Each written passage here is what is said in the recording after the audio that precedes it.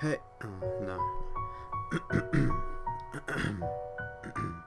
Hey, no, no, no, no,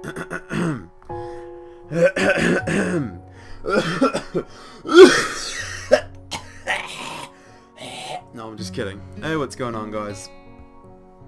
If you couldn't tell, it's Panda here, and that just kind of hurt my throat, that little intro there, so I'm gonna have a drink. I don't usually have drinks this, so close to the start of the game, but hey, you know what? I do what I have to do for you guys. Oh, by the way, I love my subscribers. They're awesome. So that's a shout out to each and every one of you. I'm not gonna point fingers, you know, because hey, that's just gonna start fights and little squabbles on my page, and I don't want that. I know you. I know who I'm talking to here, and I know you know who you are. All right. Come here, Ratchet. Oh, what's that? Sorry, it's that little tickle in my throat, you know. I didn't name any names there or anything.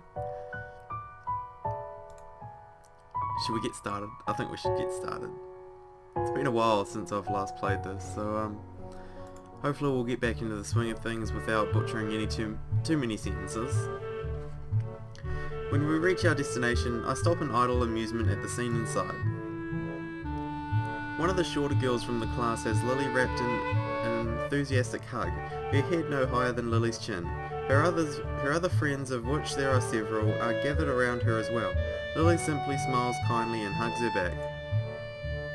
I guess Lilly must be pretty popular. Compared to Shizune's harsh but fair dictatorship of 3-3, Lilly seems more like a mother figure of 3-2, to say nothing of her height and looks. Kenji's pointedly cool demeanour as he packs up his things at his seat in the back corner of the classroom is expected. He's no doubt far from a fan of the fuss being made about Lily's leaving.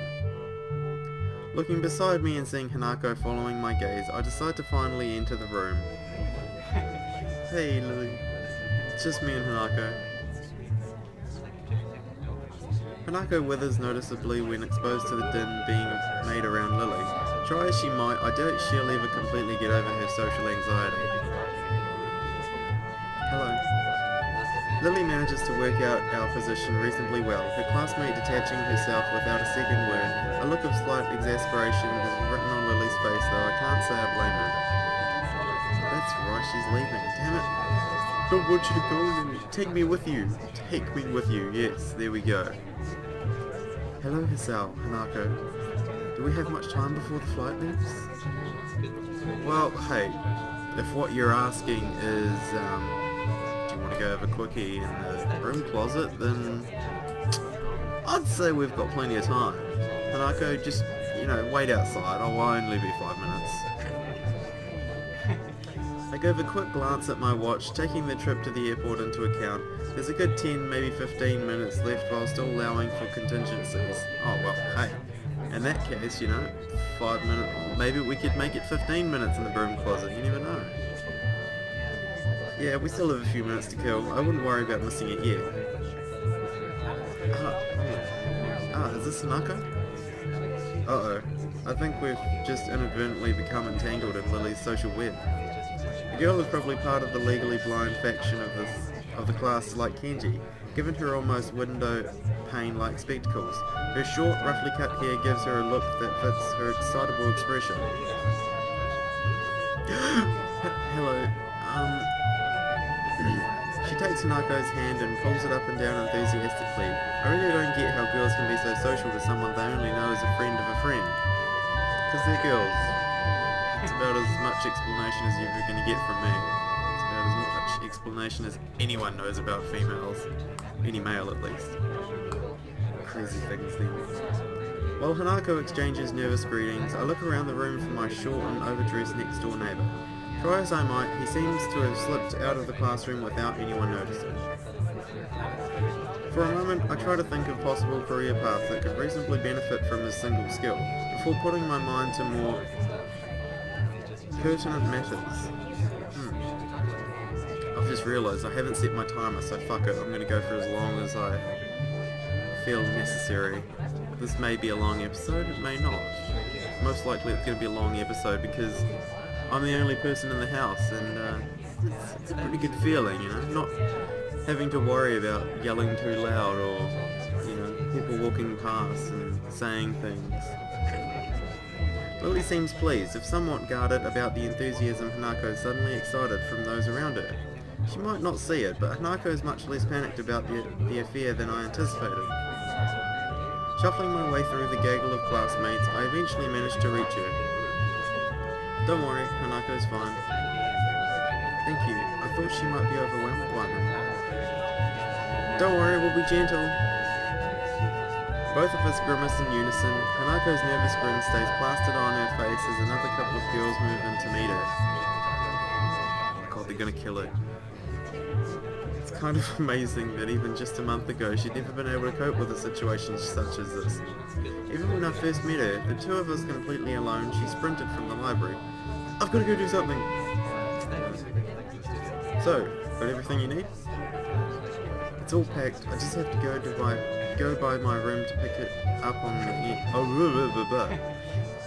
the way, and Hanako and I need to change. I guess we'd better get going then, Hanako? Oh, Hanako? Hanako's head flicks up towards us in a flash, her face rather unmistakably appreciating the chance to extricate herself from the small group gathered around her. Coming! The long taxi ride to the airport is surprisingly pleasant. Despite the three of us being rather squashed together to fit in the small back seat, I wouldn't mind that. On the other hand, despite isn't the that's the right word. Lilly pays the fare to the driver as we file out. Hanako's eyes flittering left and right. Thankfully, there aren't too many people around, most of them being inside the main building rather than milling around outside. It isn't hard to spot Akira and Hideaki leaning against the fence while talking past the time. A large black travel bag, complete with wheels and travel handle, leans against the fence alongside them. Seriously, still think that's good. Am I weird for thinking that? That is like, yeah, come on. Hideaki is the first to notice us, pointing us out to Akira, who gives an over-enthusiastic wave. Hey! I grab Lily's travel bag for her as we go to meet the two, earning a nod of appreciation. I've got all my stuff here. You got yours? Plane ticket as well? And Hisao's plane ticket? Because he's coming as well? No? No. Don't worry, I have everything. You? Yep, all ready to go. Not without some problems along the way, I might add. The snide remark has his head roughly dragged around by a very firmly clamped on hand. Haha, yeah, I kinda sort of forgot it was in my trousers pocket. Trousers that I put in the wash. Oh no. Don't worry. Did you know you can print out tickets if you order online nowadays? It's really cool. Oh man. The internet is a fantastic place, I'm telling you, you know. Be able to print tickets off. Oh man, it is amazing. Hideaki's pain expression says that this wasn't a solution found quickly. It could have been worse, I guess. I guess they didn't have Google back in those days. Or am I kidding? Of course they had Google. We better start off then. Chicken will be ready by now. Yeah, you're right. There's a certain amount of wistfulness in both their voices, to say nothing of the people left behind. Meeting their family again after all these years would be big for them. Lilly. Hanako wraps Lilly in a gentle hug to say goodbye, which is warmly reciprocated. Lilly and I share a brief hug afterward, each of us saying our goodbyes. Besides us, Akira and Hideaki break off from a small hug and a word or two between them. It would probably look quite nice if not for the almost comical height difference between the two. Lilly takes a hold of her sister's arm, once all that needs to be said in farewells is said, the two walking past the huge glass doors. No, Lilly! Don't go! Don't go! No, I'm just kidding. See ya, don't do anything stupid, shorty. We wave at them until they disappear from sight in the throng of people moving around about the side. But, stuff that up. And then, we're alone. Well, this is depressing. Well, that's that. I turn to see Hideaki is already beginning to walk off. See ya. Great, now it's just me and Hanako. This is gonna be awkward. I mean, we already had our relationship before. What is she gonna think now? Oh man. Oh. He throws a hand into the air in a manner I'd expect of Akira. In the end, it's just Hanako and I left, standing outside. I rest my hand on her shoulder. She absent-mindedly gazes towards the front doors of the building, as if she might catch a glimpse of either of the two before they disappear. Don't worry, the time will pass fast. Oh, I doubt that. She hesitates for a moment, but eventually nods. With the scorching heat of the summer sun beaming down on us, we make our way to the nearby bus stop. I hate seeing people off at the airport. It's horrible. It's strange, really. Just when I'd begun to see Lily differently, she leaves on what almost feels like a pilgrimage to the past. In a way, though, that's just what I've been doing since coming to Yamaku. As much as I may reflect on everything that's happened to me, I really am hardly unique. Everyone has their own circumstances and separate paths to get where they are now. Yet I still can't really work out how I should proceed. My life may have practically been reset, and I still can't find anything that satisfactorily fills the hole I still feel in myself. Maybe Lily's leaving will be a good thing for me. Without her to lean on, I'll need to do more myself. I'll have to be there for Hanako as well. It feels strange to have so much changing so quickly after my months in that hospital that seemed to exist so separately from reality, but that's all the more reason for me to keep focused. I can't let any opportunity slip out of my fingers in my first attempt to rebuild my life. Wow. Ooh.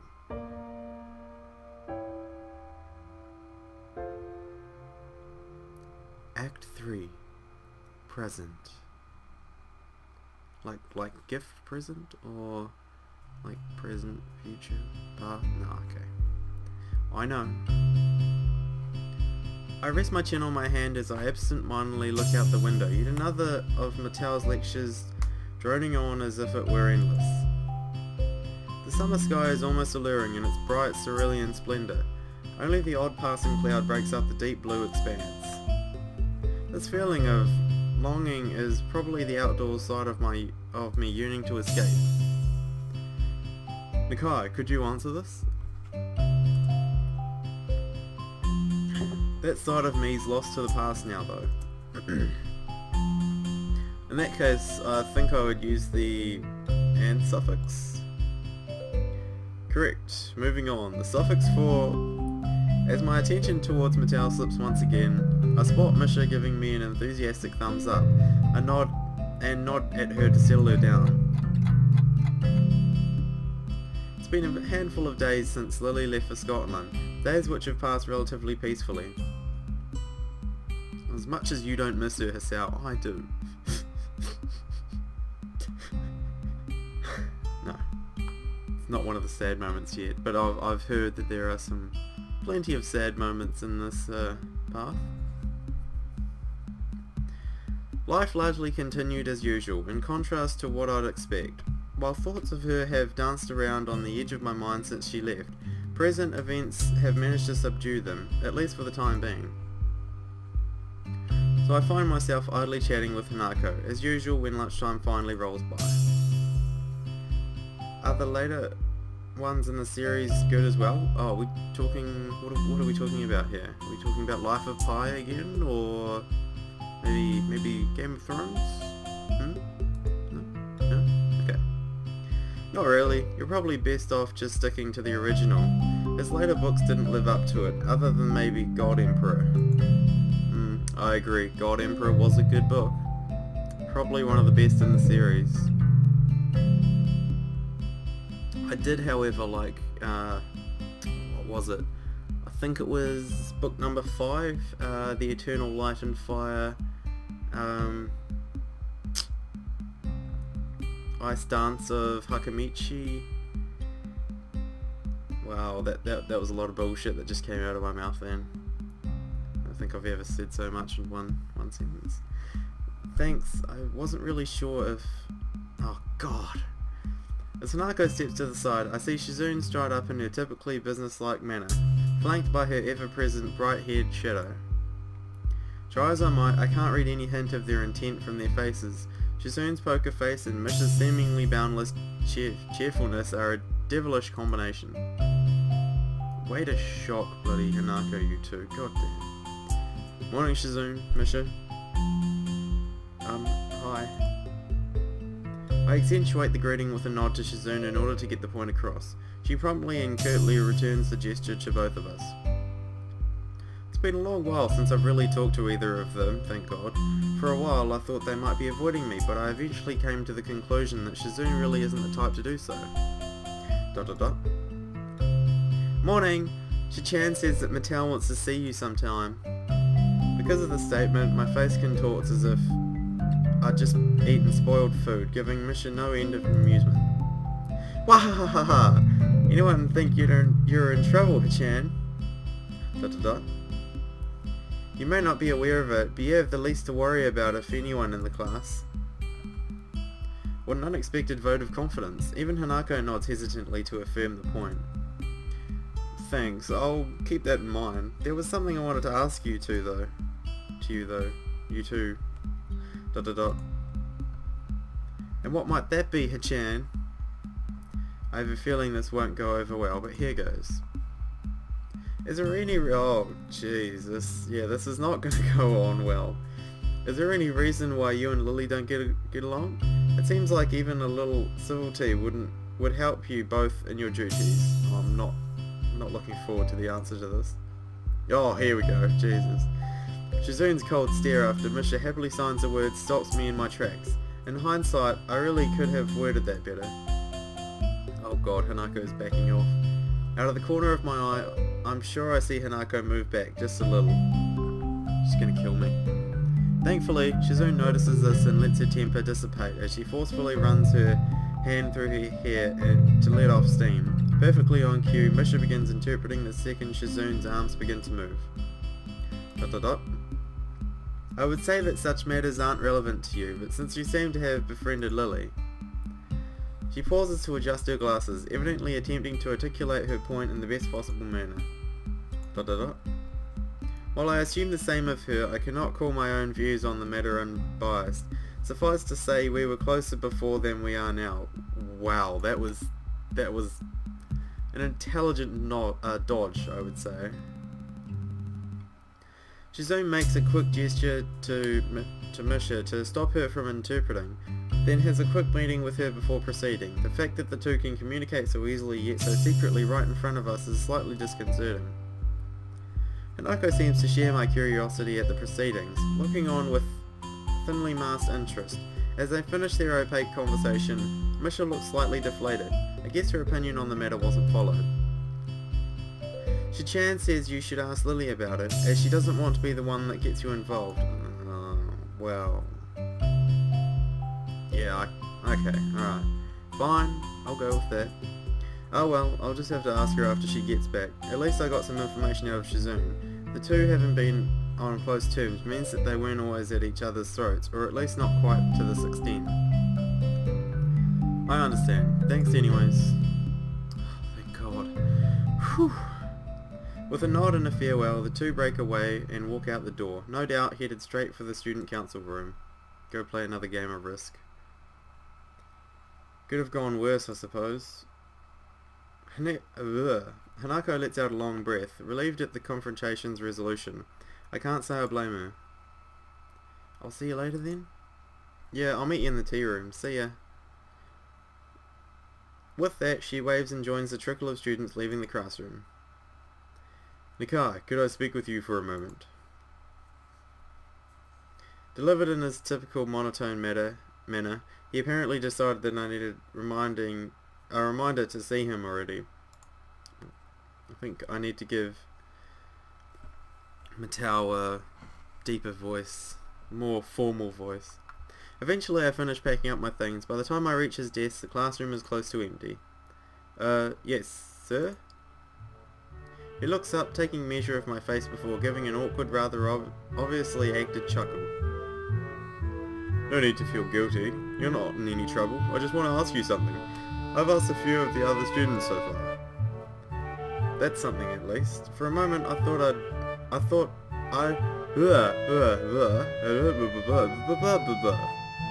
thought my maxim of keeping my head down and pen up had failed me. So what did you want to talk about? To start with, what do you think of your progress in this class so far? Good? Bad? No, I hate that voice, I'm sorry. I detest that kind of question. For a fair amount of time I try to think of a response that is neither pathetically humble nor cocky.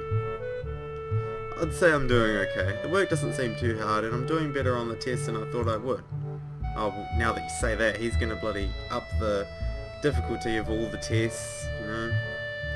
It's a good answer. A correct one too. Oh, I said I was gonna stop that voice. I give a mental sigh of relief at his satisfaction. To say that I don't gain a little pride from his comment would be a blatant lie.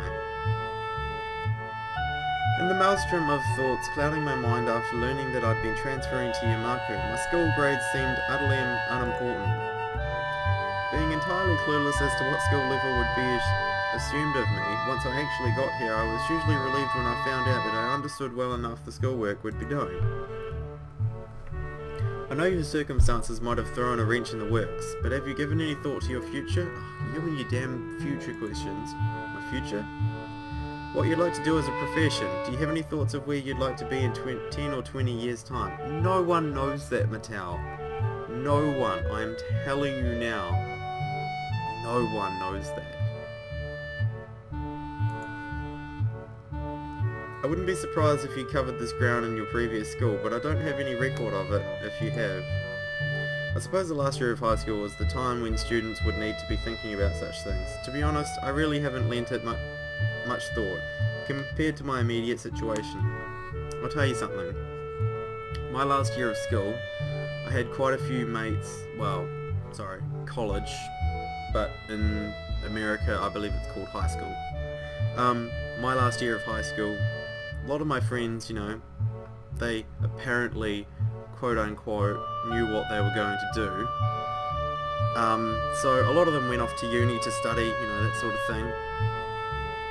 I can tell you they're all in their second year now, and some of them have already quit the courses they were on because it just wasn't interesting and they didn't end up wanting to do that anymore. So there you go. Right? When life gives you lemons, you say fuck the lemons and throw them back at life. I suppose the last year of high school was the time I read that. Catching on to my thinking, Mattel speaks up. It's okay if you haven't decided on anything specific yet. I wouldn't be surprised if a lot of your classmates were still undecided. There you go. Maybe pursue one of your talents? Well, Mattel, picking my nose and flicking it all the way across the room is one of my talents, so can you find me a career that involves that talent? That's what I ask you. He's rather obviously trying to squeeze an answer out of me, and something about his previous wording makes me suspicious. It's always hard to think of a intelligible answer when you're put on the spot like this from a teacher. He didn't seem to be intent on asking everybody like this, so he must have some kind of selection criteria. At a guess, our marks in his class. Well, something in science might be the path of least resistance. Good answer. His face brightens, no doubt pleased at the thought of a prize student following his subject as a career path. Good. Having a general idea is the first step. I would advise you to think on it though. I will. Things are kind of settling down, which will help. Good to hear. Oh, and I've noticed that Okazawa's attendance and marks have improved since you came to be friends. I'd like to thank you for that. I'm surprised you noticed we knew each other. He gives a chuckle as awkward as a smile. This guy really has no idea how to properly act around others. Every facial movement seems like an act of careful but misdirected choreography. It just sounds like any other teacher. Oh, I didn't read that. You could say that having a general idea of who knows whom is part of a teacher's job. Catching himself before he goes off on a tangent, he loudly coughs into his hand. That did not sound like a cough. I don't know what happened there. I'm sure you have things to do though, so I'll stop there. Please do think about where you're headed from here, as you don't have long to go before you finish high school. I will, thanks. The brief talk ended, I take my leave. He goes back to fussing with the teaching materials on his desk.